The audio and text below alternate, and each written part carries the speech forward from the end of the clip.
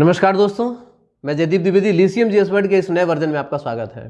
आज की जो क्लास है इसे मैं प्रयोग के तौर पर बना रहा हूं। आपको ये क्लास जैसी भी लगे आप हमें कमेंट करके ज़रूर बताइएगा, क्योंकि आपके कमेंट के आधार पर ही ये निर्धारित होगा कि हमें आगे इस तरीके से क्लास लेनी है या नहीं लेनी है। आपको आज की जो क्लास है ये कैसी लगी, आपको ये तरीका कैसा लगा, आप हमें ज़रूर बताएं, क्योंकि आपके कमेंट के आधार पर सामान्य अध्ययन के जो भी टॉपिक हैं, चाहे वो इतिहास हो, भूगोल, राजव्यवस्था, अर्थव्यवस्था, विविध करंट अफेयर्स या स्टैटिक जीके, इन सभी के जो प्रैक्टिस सेट हैं, जो एमसीक्यूज़ हैं, मैं इसी तरीके से कराने वाला हूं। पर ऐसा मैं तभी करूंगा जब आप लोगों को ये क्लास अच्छी लगेगी या आप लोग अपनी राय हमें देंगे। भारत के भूगोल की सीरीज के अंतर्गत हम लोग भारत के भूगोल का विस्तृत अध्ययन कर रहे थे और उसके साथ साथ जो भी हमने विस्तृत तौर पर करा दिया है उसका हम प्रैक्टिस भी करते जा रहे थे, एमसीक्यूज़ के माध्यम से, प्रैक्टिस क्लास के माध्यम से। आज की जो क्लास है ये प्रैक्टिस क्लास की 13वीं क्लास है। इसके पहले हमने 12 प्रैक्टिस क्लास भारत के भूगोल की करा दी हैं। यदि आपने उसे नहीं देखा है तो आप उसे ज़रूर देख लें। आइए प्रारंभ करते हैं आज की क्लास।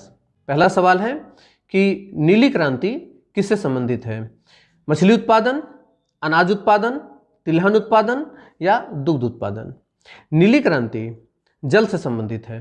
इस ऑप्शन के हिसाब से इसका सही आंसर होगा कि नीली क्रांति मछली उत्पादन से संबंधित है। इसका सही आंसर होगा मछली उत्पादन से। परंतु अगर यह सवाल पूछा जाए कि जल संसाधनों के प्रबंधन से संबंधित क्रांति कौन सी है, तो उसका आंसर भी नीली क्रांति ही होगा। मैं जो भी सवाल करा रहा हूं आप इसका स्क्रीनशॉट ले सकते हैं या आप इसे नोट भी कर सकते हैं। ठीक है। अगला सवाल है कि बाड़ बनाना, एकत्रित करना और ऊन कताई जैसी गतिविधियां किससे संबंधित है? ऑप्शन है लामा का पालन पोषण, कपास की खेती, भेड़ पालन और कुक्कुट पालन। इसका सही आंसर होगा भेड़ पालन, क्योंकि भेड़ पालन जब किया जाता है तो भेड़ों को इकट्ठा रखने के लिए एक बाड़ बनाया जाता है, उसको इकट्ठा किया जाता है और भेड़ों से ऊन कताई भी होता है, तो इसका सही आंसर होगा भेड़ पालन। अगला सवाल है कि किस योजना के अंतर्गत सरकार ने वह कृषि नीति बनाई जिसने हरित क्रांति को जन्म दिया? ऑप्शन है छठी पंचवर्षीय योजना, द्वितीय पंचवर्षीय योजना, चौथी पंचवर्षीय योजना या तृतीय पंचवर्षीय योजना। ठीक है ना। जो हरित क्रांति है इसका जन्म भारत में 1967 से 68 में हुआ था। ठीक है। उसके पहले 1961 से 66 के बीच में जो पंचवर्षीय योजना आई थी वो तीसरी पंचवर्षीय योजना थी, और इसी तीसरी पंचवर्षीय योजना के तहत सरकार ने कृषि नीति बनाई और इसी की वजह से आगे चल कर के 1967 से 68 के बीच में भारत में हरित क्रांति आया। तो इसका सही आंसर होगा तृतीय पंचवर्षीय योजना, जो कि कब आता है 1961 से 66 के बीच में का जो पंचवर्षीय योजना थी वो तृतीय पंचवर्षीय योजना थी। इसी के तहत भारत में हरित क्रांति आता है। भारत में हरित क्रांति कब आता है? भारत में हरित क्रांति की शुरुआत 1967 से 1968 के बीच में हुआ था। भारत में हरित क्रांति के जो जन्मदाता हैं, ये भी सवाल पूछा जा सकता है कि भारत में हरित क्रांति के जन्मदाता कौन है? तो भारत में हरित क्रांति के जन्मदाता डॉक्टर एम.एस. स्वामीनाथन है। Doctor MS. स्वामीनाथन भारत में हरित क्रांति के जन्मदाता माने जाते हैं। ठीक है। अगला सवाल है कि निम्नलिखित में किसे ब्राउन पेपर कहा जाता है? जो जूट होता है, जूट को ब्राउन पेपर कहा जाता है। जूट को ब्राउन पेपर कहा जाता है। जूट जो है ये अल्वियस मिट्टी में उगाया जाता है, अल्वियस मिट्टी में उगाया जाता है। जूट भारत में सबसे ज़्यादा पश्चिम बंगाल में होता है। जूट भारत में जूट उत्पादन में पश्चिम बंगाल का प्रथम स्थान है। इसे गोल्डन फाइबर भी कहा जाता है। इसे गोल्डन फाइबर। प्रत्येक सवाल के साथ जो अतिरिक्त चीज़ें मैं बता रहा हूँ आप उसी तरीके से उसको नोट भी कर लीजिएगा। ठीक है। तो ब्राउन पेपर कहा जाता है किसे? जूट को। अगला सवाल है कि भारत में प्राकृतिक रबड़ का उत्पादन निम्नलिखित में किस राज्य में होता है? प्राकृतिक रबड़ का उत्पादन, रबड़ दो प्रकार के होते हैं, रबड़ जो होते हैं कृत्रिम रबड़ भी होता है और प्राकृतिक रबड़। कृत्रिम रबड़ जिसे किसी फैक्ट्री में बनाया जाता है, ठीक है, लेकिन प्राकृतिक रबड़ होता है जो कि रबड़ के पेड़ के पत्ते से निकलने वाले जो दूध होता है उससे तैयार किया जाता है। तो प्राकृतिक रबड़ के उत्पादन में केरल का पहला स्थान है। प्राकृतिक रबड़ के उत्पादन में केरल का पहला स्थान है। भारत रबड़ उत्पादन में विश्व में चौथा स्थान रखता है, ठीक है ना। संसार में प्राकृतिक रबड़ के उत्पादन में भारत का चौथा स्थान है। भारत का 90% रबड़ जो होता है वो केरल में होता है। भारत में 90% रबड़ कहाँ होता है? केरल में। तो इस सवाल का सही आंसर होगा केरल। अगला सवाल है कि कपास की खेती के लिए भारत में सबसे उत्तम प्रदेश कौन सा है? कपास की खेती के लिए भारत में सबसे उत्तम प्रदेश कौन सा? ऑप्शन है ब्रह्मपुत्र घाटी, दक्कन का पठार, सिंधु गंगा घाटी या कच्छ का रण, ठीक है ना। ब्रह्मपुत्र घाटी ये क्षेत्र जो है इसे ब्रह्मपुत्र घाटी कहा जाता है। दक्कन का पठार ये क्षेत्र जो है ये दक्कन का पठार कहलाता है। सिंधु गंगा जो घाटी है, सिंधु नदी, ठीक है ना, ये सिंधु नदी का जो प्रवाह है वो यहाँ से होता है और गंगा नदी उत्तराखंड के निकल करके और इस तरीके से ये गंगा नदी है। तो यहाँ से लेकर के ये जो क्षेत्र बनता है इसे सिंधु गंगा घाटी कहा जाता है और कच्छ का रण ये क्षेत्र जो है ये कच्छ का रण कहलाता है। तो कपास की खेती मुख्यतः काली मिट्टी में होता है। प्रायद्वीपीय भारत जो है ये मुख्यतः गोंडवाना लैंड की ही चट्टान है और ये प्रारंभिक चट्टानें हैं अर्थात आग्नेय चट्टानें हैं। इसका निर्माण ज्वालामुखी उद्गार से जो निकलने वाला लावा है उससे होता है। इस वजह से संपूर्ण भारत का जो हिस्सा है ये काली मिट्टी का क्षेत्र है। ये मुख्यतः क्षेत्र जो है ये काली मिट्टी का और यही दक्कन के पठार का क्षेत्र है। तो सही आंसर होगा कपास की खेती के लिए जो सबसे प्रमुख क्षेत्र है वो होगा ये वाला क्षेत्र और यह है दक्कन का पठार। तो सही आंसर होगा दक्कन का पठार। अगला सवाल है कि भारत में खरीफ की फसल की कटाई किन महीनों में की जाती है? ऑप्शन है जनवरी मार्च, फरवरी अप्रैल, सितंबर अक्टूबर, नवंबर जनवरी, ठीक है ना। भारत में मानसून काल जब आता है उसके बाद जो फसल लगाई जाती है वो खरीफ की फसल कहलाती है। खरीफ की फसल जून जुलाई में लगाई जाती है और सितंबर अक्टूबर में काट ली जाती है, इसलिए इसका सही आंसर होगा सितंबर अक्टूबर। अगला सवाल है कि भारत में अधिकतर कृषि योग्य क्षेत्र घेरने वाली जो फसल है वो कौन सी है? तो ऑप्शन है चावल, गेहूं, चना और अलसी।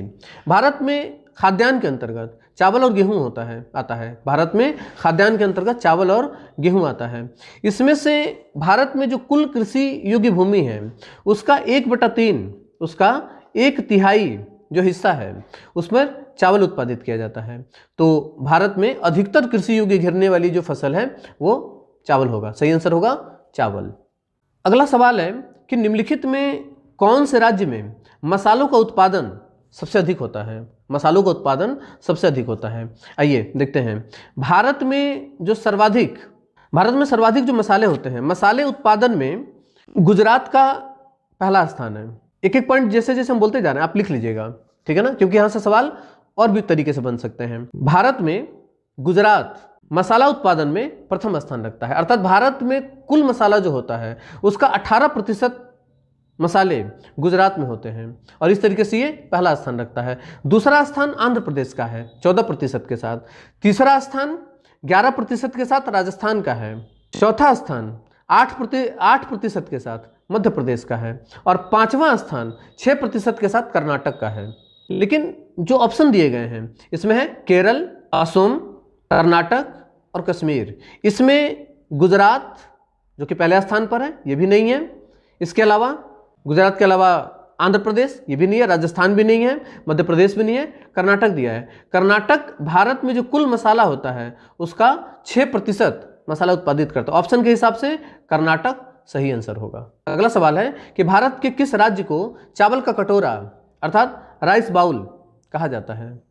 वैसे इसमें जो ऑप्शन दिए गए हैं आंध्र प्रदेश, तमिलनाडु, केरल और कर्नाटक। भारत में छत्तीसगढ़ का जो मुख्यतः बस्तर का पठार का क्षेत्र है ये यहाँ पर चावल उत्पादित किया जाता है। भारत में छत्तीसगढ़ को धान का कटोरा अर्थात चावल का कटोरा कहा जाता है, लेकिन इसमें ऑप्शन में छत्तीसगढ़ नहीं है। तो इस आधार पर इस ऑप्शन के हिसाब से तमिलनाडु जो होगा ये सही आंसर होगा, ठीक है ना। अर्थात भारतीय राज्यों में तमिलनाडु को चावल का कटोरा भी कहा जाता है, जबकि क्षेत्रीय रूप से अगर देखा जाए तो छत्तीसगढ़ के बस्तर जिले को चावल का कटोरा कहा जाता है। जो महानदी घाटी बेसिन है वो क्षेत्र जो है उसे चावल का कटोरा अर्थात धान का कटोरा कहा जाता है। अगला सवाल है, कृषि उत्पादों की कोटि किस प्रकार निर्धारित की जाती है? ऑप्शन है ISI, पारिस्थितिक उत्पाद, एगमार्क और हरित उत्पाद।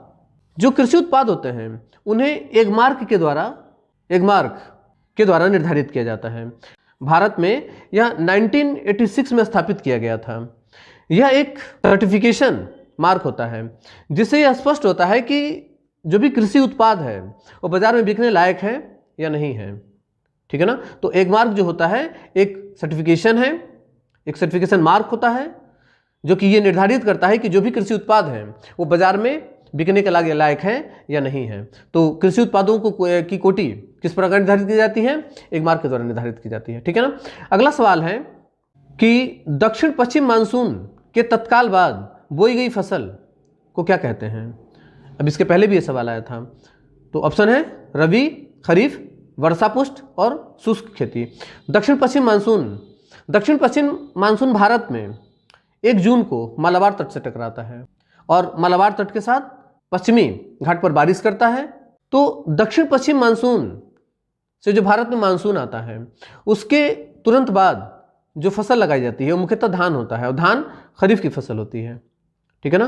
तो दक्षिण पश्चिम मानसून के तत्काल बाद जो बोई गई फसल होती है वो खरीफ की फसल होती है, जैसे कि चावल, ज्वार, बाजरा, रागी, जूट, मूंगफली, कपास, गन्ना, तंबाकू, मूंग, उड़द, ये सभी खरीफ की फसलें हैं। ये दक्षिण पश्चिम मानसून के तत्काल बाद लगाई जाती है। अगला सवाल है, झूम खेती कहाँ पर की जाती है? अगला सवाल है, झूम खेती कहाँ पर की जाती है? झूम खेती का तात्पर्य होता है कि ये जंगली क्षेत्रों में जंगलों को काट करके लगाया जाता है। अर्थात ये एक जंगल है तो जंगल के एक हिस्से को एक बार में काट दिया जाएगा और यहाँ पर खेती कर दी जाएगी।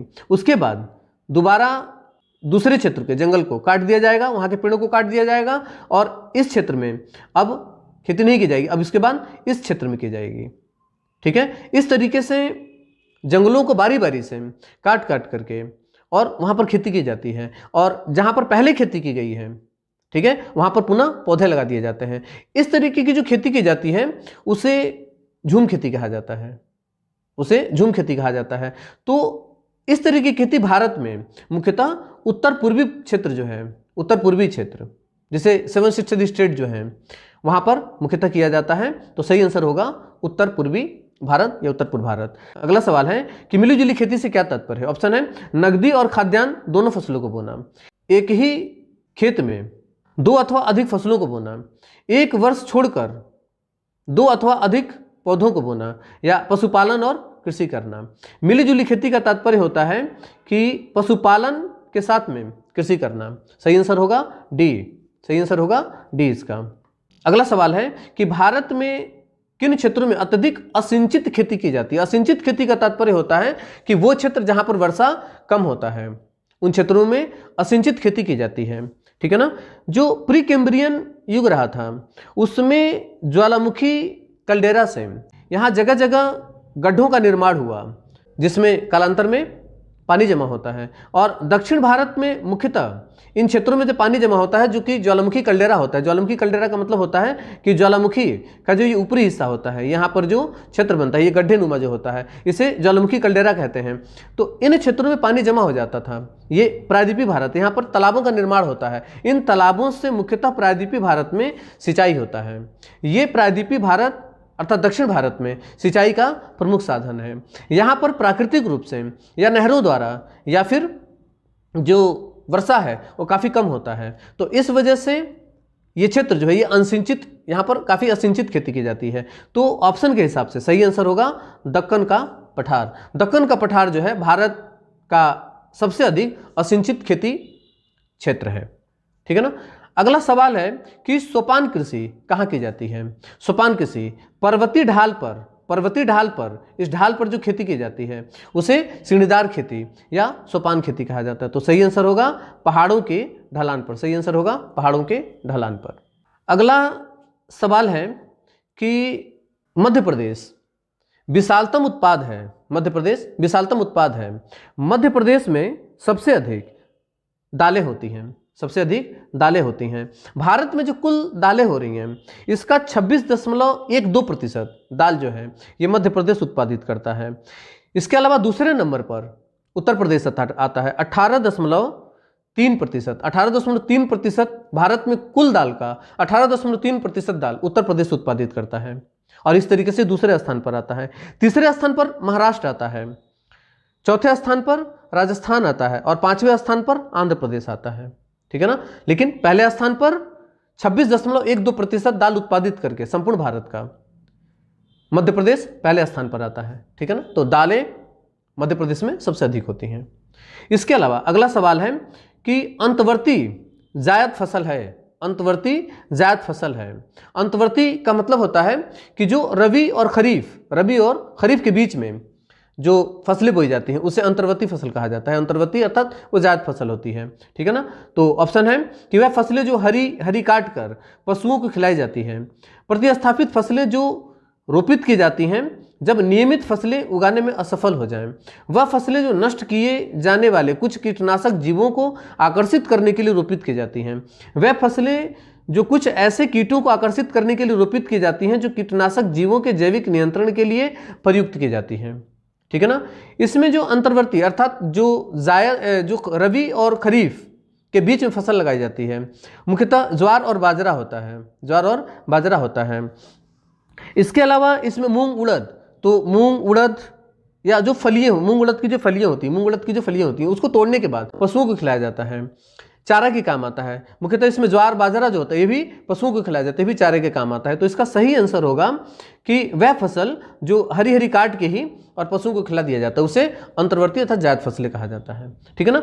इसमें एक सी ऑप्शन ये बहुत महत्वपूर्ण है, अलग से पूछा जा सकता है। वह फसलें जो नष्ट किए जाने वाले कुछ कीटनाशक जीवों को आकर्षित करने के लिए रोपित की जाती है, इसे क्रॉप कृषि कहा जाता है, इसे क्रॉप खेती कहा जाता है, क्रॉप कृषि कहा जाता है। जैसे कि कपास की जो खेती होती है बहुत महंगी होती है और भिंडी जो है वो काफ़ी सस्ती होती है। तो कपास की खेती पर लगने वाला जो कीड़ा है उसे रेडबग कहा जाता है। उससे बचाने के लिए वो कपास की खेत के, जैसे कि ये कपास का खेत है तो कपास के खेत के चारों तरफ यहाँ किनारे किनारे हम यहाँ पे भिंडी लगा देंगे। इससे रेडबग जो कीड़ा है वो इस भिंडी को नुकसान पहुँचाएगा और ये जो महंगी फसल है जो कपास है वो बच जाएगा।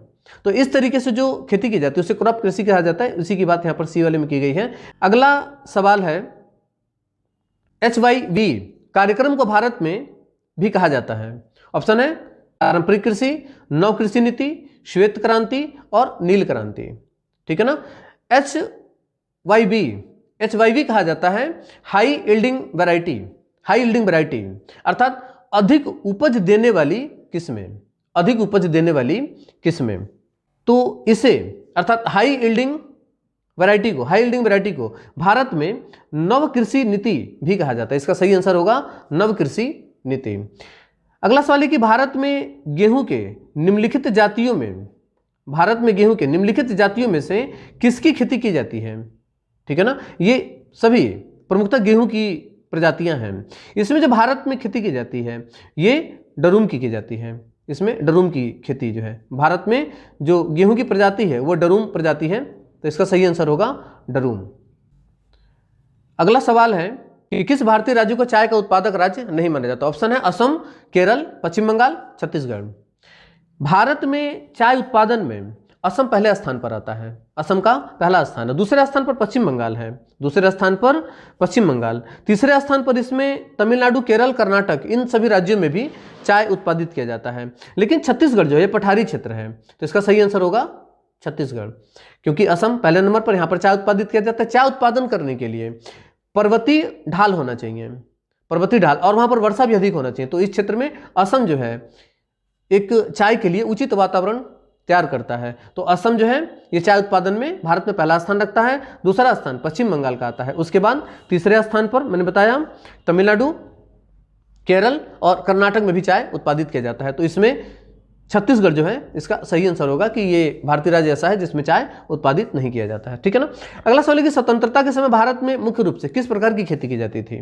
निर्वाह खेती, मिश्रित खेती, रोपण खेती और स्थानांतरित खेती। जब भारत स्वतंत्र हुआ था उसमें कृषि के संसाधन बहुत ज़्यादा नहीं थे, भारत में हरित क्रांति की शुरुआत 1960 के दशक में किया गया था और उसके बाद भारत में कृषि बहुत ज़्यादा डेवलप हुई थी। उसके पहले जो कृषि होता था वो सिर्फ काम भर का, अर्थात सिर्फ निर्वाह भर का होता था। ठीक है ना, तो इसका सही आंसर होगा निर्वाह खेती। अगला सवाल है कि भारत में सबसे अधिक दाल का उत्पादन किस राज्य में होता है। अभी इसके पहले भी ये सवाल आया था, ठीक है ना।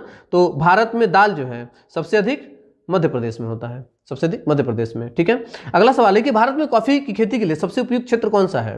ऑप्शन है सिंधु गंगा घाटी, ब्रह्मपुत्र घाटी, कच्छकारण और दक्षिण का पठार। कॉफी जो है ये सबसे अधिक बाबा बुदान पर्वत पर वहाँ होता है, मुख्यतः कर्नाटक में। कर्नाटक में जो बाबा बुदान पर्वत है, जिसे कुद्रेमुख पर्वत कहा जाता है, वहीं पर बाबा बुदान के द्वारा कॉफी लाया गया था ब्राजील से, अमेजन घाटी से। ठीक है ना, तो ये क्षेत्र जो है ये कॉफी के लिए सबसे उपयुक्त है। तो दक्षिण का जो पठार है, इस ऑप्शन के हिसाब से दक्षिण का जो पठार है जिसके अंतर्गत कर्नाटक भी आता है, तो सही आंसर होगा दक्षिण का पठार। ठीक है ना, अगला सवाल है भारत की कुल जनसंख्या का कृषि में नियुक्त प्रतिशत लगभग कितना है। भारत में कुल जनसंख्या का, तो आर्थिक सर्वेक्षण के अनुसार जो 2013-14 में कराया गया था, भारत में लोगों का कुल रोजगार जो कि 2011 की जनगणना पर आधारित था, इसके अनुसार भारत में कृषि का जो योगदान है वो 54.6% था। 54.6% का योगदान था। ठीक है ना, तो इस आधार पर इस सवाल का सही आंसर होगा भारत की कुल जनसंख्या का कृषि में नियुक्त प्रतिशत का लगभग कितना हो जाएगा। ये सही आंसर होगा इसका 60%, क्योंकि राउंड फिगर में यही इसके समकक्ष आता है, तो सही आंसर हो जाएगा 60%। ठीक है ना, अगला सवाल है केसर का मुख्य उत्पादक राज्य कौन सा है। केसर सबसे अधिक किस राज्य में होता है। ऑप्शन है केरल, पंजाब, कश्मीर, गुजरात। सही आंसर है कश्मीर, सही आंसर होगा इसका कश्मीर। अगला सवाल है कि सबसे अधिक प्याज उत्पादित करने वाला राज्य कौन सा है। सबसे अधिक प्याज उत्पादित करने वाला राज्य कौन सा है। प्याज उत्पादन में जो पहला स्थान है, इसमें ऑप्शन दिया गया पश्चिम बंगाल, बिहार, महाराष्ट्र और उत्तर प्रदेश। प्याज के उत्पादन में भारत के जो अग्रणी राज्य है उसमें महाराष्ट्र, कर्नाटक, मध्य प्रदेश, गुजरात और बिहार का है। इसमें प्रमुखतः जो प्याज है, भारत में जो कुल प्याज होता है उसका 27.72%, ठीक है ना, 27.72% जो प्याज है ये अकेले महाराष्ट्र उत्पादित करता है। तो प्याज उत्पादन करने में महाराष्ट्र का प्रथम स्थान है। ठीक है ना, तो सही आंसर होगा महाराष्ट्र। अगला सवाल है कि केरल किसकी खेती के लिए प्रसिद्ध है। नारियल, काली मिर्च, रबड़, चावल। ठीक है ना, ऑप्शन है 1, 2, 3 यानी नारियल, काली मिर्च और रबड़। ऑप्शन दूसरा है कि 1, 2, 4 अर्थात नारियल, काली मिर्च और चावल। तीसरा ऑप्शन है 2, 3, 4 अर्थात काली मिर्च, रबड़ और चावल। और चौथा ऑप्शन है 1 और 4 अर्थात नारियल और चावल। केरल जो है ये उष्णकटिबंधीय जलवायु के अंतर्गत आता है और नारियल जो है ये उष्णकटिबंधीय जलवायु में ही सबसे अधिक होता है। काली मिर्च भी उष्णकटिबंधीय और जो रबड़ होता है ये भी उष्णकटिबंधीय जलवायु के अंतर्गत आता है। इसलिए केरल में सबसे अधिक जो होता है वो कि नारियल, काली मिर्च और रबड़। चावल यहाँ पर नहीं होता, तो सही आंसर होगा 1, 2, 3 अर्थात पहला। अगला सवाल है कि इनमें से कौन खरीफ की फसल नहीं है। खरीफ मैंने बताया था कि जो मानसून के बाद भारत में लगाया जाता है उसे खरीफ की फसल कहा जाता है। मानसून काल के बाद जो भारत में लगाया जाता है सितंबर अक्टूबर में जिसे काट लिया जाता है उसे खरीफ की फसल कहा जाता है। तो मक्का तीनों ऋतु में होने वाला फसल है। ठीक है, तो मक्का, चावल ये खरीफ की फसल है। अरहर, सोयाबीन ये भी खरीफ की फसल है। रागी और मूंगफली ये भी खरीफ की फसल है। गेहूं और जौ जो है ये रबी की फसल है। तो गेहूं और जौ मुख्यतः रबी की फसल है, सही आंसर होगा सी। अगला सवाल है कि भारत में इलायची का सबसे बड़ा उत्पादक राज्य कौन सा है। तो कर्नाटक, केरल, सिक्किम, तमिलनाडु। इलायची की पहाड़ियाँ ये भारत का जो तटीय क्षेत्र है, ठीक है ना, तो इसमें केरल जो है, यहाँ केरल है। सह्याद्री का विस्तार यहाँ इसके साथ साथ अर्थात पश्चिमी घाट के समानांतर सह्याद्री का विस्तार होता है और यहाँ पर नीलगिरी है। ये क्षेत्र जो है ये नीलगिरी का है। ऊपर वाले हिस्से को अन्नामलाई कहा जाता है। इसको अर्थात जो तमिलनाडु में विस्तार होता है इसे नीलगिरी कहा जाता है। और इसका जो निचला हिस्सा है ये वाला हिस्सा, इस वाले क्षेत्र को इसे कार्डमम कहा जाता है। ये केरल के अंतर्गत आता है। तो केरल में इलायची के नाम से ही इलायची पहाड़ी है, सही आंसर होगा केरल। ये जो MCQs में हमने जो 30 क्वेश्चन कराए हैं बहुत महत्वपूर्ण है। परीक्षाओं में प्रत्येक सवाल आ चुका है। प्रयोग के तौर पर हमने आज की क्लास ली है। आपको आज की क्लास जैसी भी लगी है आप हमें कमेंट करके ज़रूर बताएं। इसमें आप क्या सुधार चाहते हैं, क्या नया चाहते हैं, वो भी आप हमें ज़रूर बताएंगे, क्योंकि उसी के आधार पर मैं आगे की क्लासेस कराने वाला हूँ। ठीक है, मिलते हैं अगली क्लास में। तब तक के लिए नमस्कार, धन्यवाद, जय हिंद।